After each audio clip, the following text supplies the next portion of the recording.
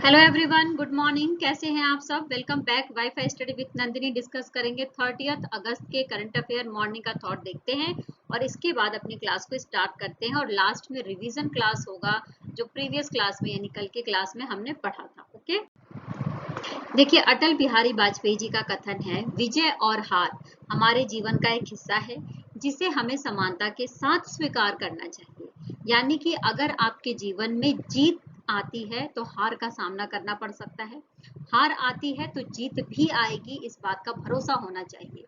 दोनों ही स्थितियों में आपका जो दृष्टिकोण है वो बिल्कुल सकारात्मक होना चाहिए और इस सकारात्मक एटीट्यूड के साथ अगर आप इन दोनों परिस्थितियों को समझेंगे तो निश्चित ही आपको जीत और हार में बहुत ज्यादा फर्क देखने को नहीं मिलेगा और आप दोनों परिस्थितियों में बहुत ज्यादा बैलेंस अपने आप को फील करेंगे। तो इसी विचारधारा के साथ में हम स्टार्ट करते हैं आज की अपनी क्लास को। ओके, आइए सबसे पहले हम बात करेंगे अंतरराष्ट्रीय व्हेल शार्क दिवस के बारे में, यानी कि इंटरनेशनल व्हेल शार्क डे, जिसको हर साल 30 अगस्त को मनाया जाता है।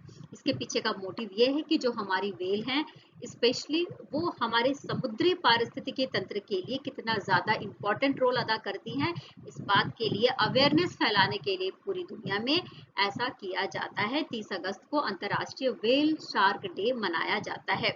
क्लियर? अच्छा, अगर भारत के बारे में बात करें, भारत के परिप्रेक्ष्य के बारे में बात करें, तो भारत का जो गुजरात का तट है वहां पर आपको व्हेल और शार्क की जो संख्या है वो सबसे ज्यादा देखने को मिलेगी और उसके बाद आता है भारत का लक्षद्वीप, जहां के तट पर आपको इनकी संख्या देखने को मिलेगी। अगर इनकी लंबाई के बारे में मैं बात करूं तो इनकी लंबाई लगभग 18 मीटर तक हो सकती है और इनका वजन 21 टन का हो सकता है। ओके, जबरदस्ती गुम किए गए पीड़ितों का अंतर्राष्ट्रीय दिवस कब मनाया जाता है? 30 अगस्त को मनाया जाता है। यूनाइटेड नेशंस के द्वारा ये डिसाइड किया गया था कि हर साल 30 अगस्त के दिन ही हम ये जो जबरदस्ती गुम किए गए पीड़ित हैं उनके लिए अंतर्राष्ट्रीय दिवस मनाएंगे।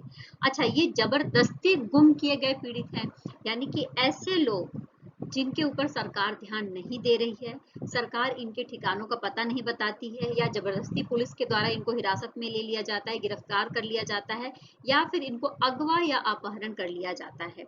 तो ऐसे लोगों और उनके परिवारजनों के प्रति संवेदना प्रकट करने के लिए ये दिन मनाया जाता है। और सबसे पहले इसकी स्टार्टिंग कब करी गई थी? तो 2011 से इसकी स्टार्टिंग करी गई थी और 2011 के बाद से हर साल हम ये डे मना रहे हैं। ओके, आइए नेक्स्ट बात करते हैं राष्ट्रीय लघु उद्योग दिवस के बारे में, जो हर साल 30 अगस्त को मनाया जाता है। ओके, अच्छा, देखो, तो सन 2000 में 30 अगस्त के दिन ही जो हमारे लघु उद्योग है, यानी कि जो हमारे जो स्मॉल इंडस्ट्रीज है, स्मॉल फर्म है, उनके लिए एक पैकेज की घोषणा करी गई, उनके लिए एक पॉलिसी बनाई गई और सन 2001 में लघु उद्योग कॉन्फ्रेंस किया गया, है ना, उनके लिए एक सम्मेलन किया गया और 2001 से ही लघु उद्योगों को जो अवार्ड है वो भी वितरित किए गए, ऐसी घोषणा भी करी गई। तब से हर साल 30 अगस्त को हम क्या मनाते हैं? राष्ट्रीय लघु उद्योग दिवस मनाते हैं। ओके, क्लियर हो गई आपको सारी बातें? अच्छे से हमने बात कर ली राष्ट्रीय लघु उद्योग दिवस के बारे में, जिसको अच्छा, कुछ दिन पहले हमने ओणम के बारे में पढ़ा था। ओणम जो है केरला में मनाया जा रहा था। ठीक है, तो ये 10 दिन तक मनाया जाने वाला एक त्योहार है और काफी ज्यादा सांस्कृतिक महत्व का त्योहार है ये केरला का। तो इसके 10वें दिन को क्या कहते हैं? तो इसके 10वें दिन को कहा जाता है थिरु ओणम। क्या कहा जाता है? थिरु ओणम।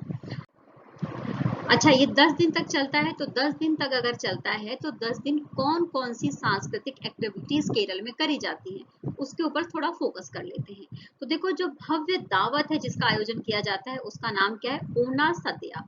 ठीक है, और जिस फूलों की सजावट की जाती है उसका नाम क्या है? पुक्कलम फूलों की सजावट करी जाती है। इसके बाद एक ओन ओनाकोडी, ओनाकोडी एक पोशाक है जिसको पहना जाता है और साथ में ही उज्जयलटम नृत्य किया जाता है और पुली कल्ली जुलूस निकाला जाता है, साथ में ही नाव दौड़ करी जाती है जिसका नाम है वल्लम कल्ली। तो आप देख सकते हैं कि कितने ज्यादा जो सांस्कृतिक एक्टिविटीज है वो करी जाती हैं, लोग अपने रिश्तेदारों से मिलते हैं और इस त्योहार को मनाते हैं। क्लियर? केरला के बारे में जानकारी लेते हैं। केरला को अगर आप देखेंगे तो भारत के दक्षिणी हिस्से में आपको बिल्कुल देखने को मिल जाएगा। राजधानी तिरुवनंतपुरम है, राज्यपाल यहाँ के आरिफ मोहम्मद खान है, मुख्यमंत्री पिनाराई विजयन है। अगर यहाँ पर नदियों के बारे में बात करें तो कुछ प्रमुख नदियां हैं जिनके बारे में हमें जानकारी होनी चाहिए। पेरियार नदी, भरतपुझा नदी, पंबा नदी, चलियार नदी और चलाकोडी नदी आपको केरला में देखने को मिल जाएंगी। देखिए स्क्रीन पर आप देख रहे हैं नितिन गडकरी जी को, ठीक है।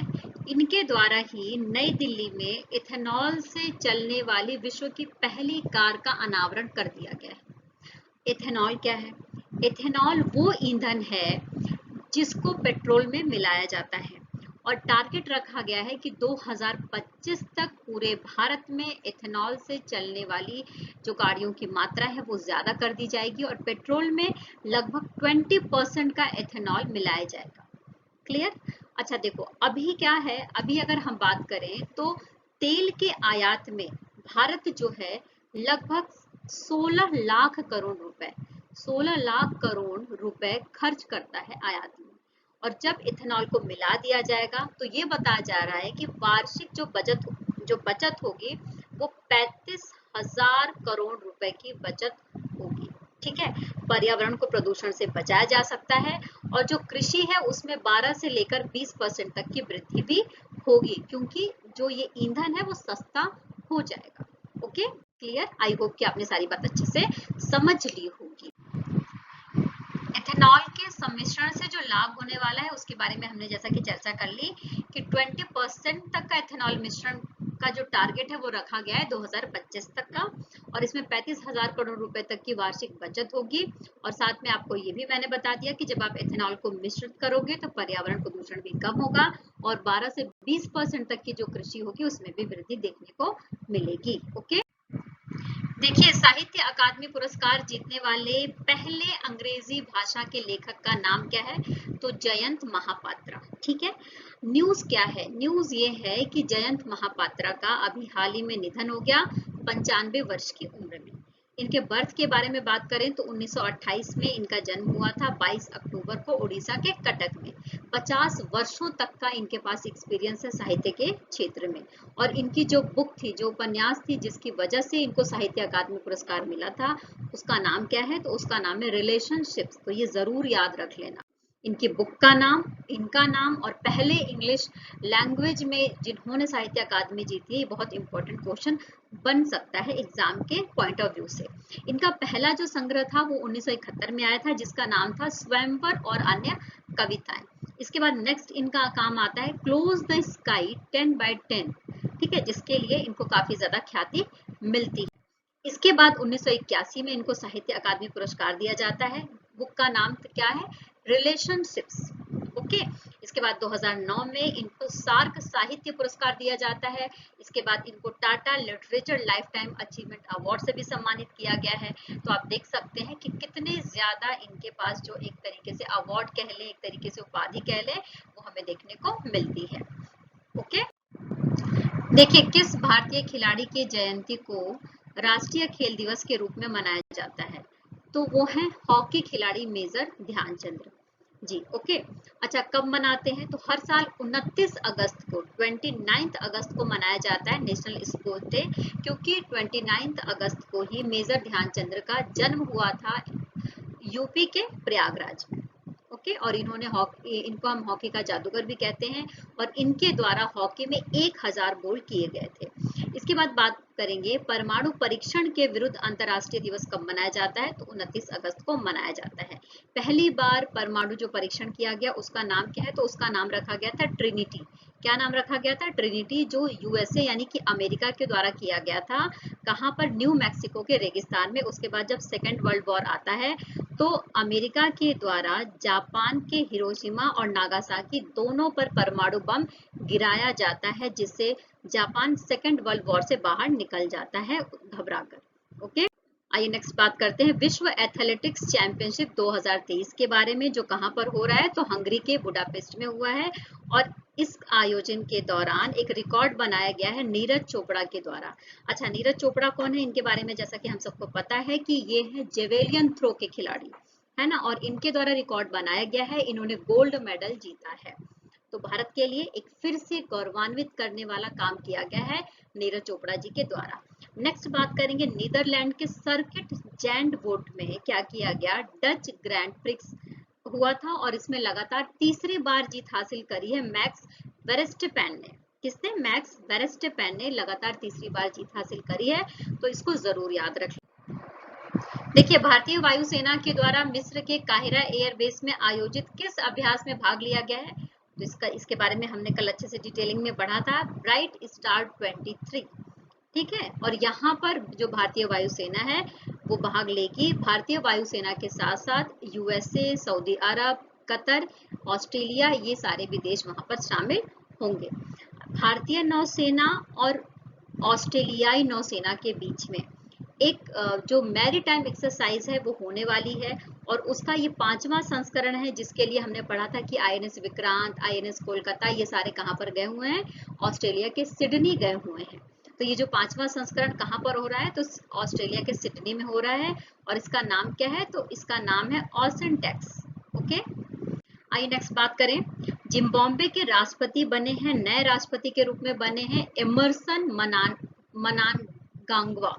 ठीक है, अच्छा, साथ में आपको ये भी पता होना चाहिए कि ये इनका अंतिम 5 साल का कार्यकाल है और ये दूसरी बार चुने गए हैं।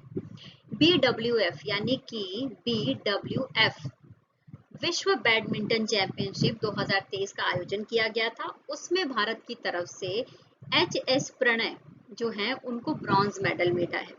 यानी कि ब्रॉन्ज मेडल किसने जीता है? क्वेश्चन इस तरीके से आ सकता है। तो HS प्रणय ने जीता है। HS प्रणय ने किस टूर्नामेंट में ब्रॉन्ज मेडल जीता है? इस तरीके से क्वेश्चन फ्रेम हो सकता है, तो इन सब के लिए आप तैयार रहिए। अगर HS प्रणय के बारे में बात करें तो पूरी दुनिया में अगर बैडमिंटन के खिलाड़ियों की रैंकिंग की जाए मेल, तो उसमें 9th पोजीशन पर आते हैं। ओके, नेक्स्ट बात करेंगे, वायु प्रदूषण से निपटने के लिए किस भारतीय शहर ने वायु गुणवत्ता पूर्व चेतावनी प्रणाली को अपनाया है? यानी वो कौन सा भारतीय शहर है जिसने ये काम किया है? तो उस शहर का नाम है कोलकाता। क्या नाम है? कोलकाता। ओके, ई गवर्नेंस 2023 का राष्ट्रीय पुरस्कार किस योजना को प्रदान किया गया है? मोस्ट इंपॉर्टेंट क्वेश्चन है, एग्जाम में आने की संभावना हो सकती है इसकी। तो ये जो योजना है ये है स्वामित्व योजना, जो पंचायती राज मंत्रालय की योजना है। इसके तहत कल जैसा कि डिटेलिंग में मैंने आपको समझाया था कि जो गांव है उनका सर्वेक्षण किया जाएगा, उनकी जो पॉपुलेशन है उसको काउंटिंग करी जाएगी और डिजिटली उनको इम्प्रूव किया जाएगा, डिजिटली उनको ज्ञान दिया जाएगा। ओके, तो इस सेशन में इतना ही। आई होप कि आपने रिवीजन भी अच्छे से समझा होगा और जो भी क्लास में जो कुछ पढ़ाया गया वो सब कुछ अच्छे से समझा होगा। तो प्लीज चैनल पर बने रहिए, लाइक करते रहिए, शेयर करते रहिए, और अगर आप नए हैं तो सब्सक्राइब जरूर कर लीजिए, बेल आइकन जरूर प्रेस कर लीजिएगा, जिससे कि नोटिफिकेशन आपको टाइम टू टाइम मिलता रहे। फिर कल मिलेंगे नए विचारों के साथ में, नए न्यूज के साथ में। तब तक टेक केयर, बाय बाय, खूब खुश रहिए, खूब मेहनत करते रहिए और जीवन में आगे बढ़ते रहिए। Bye bye.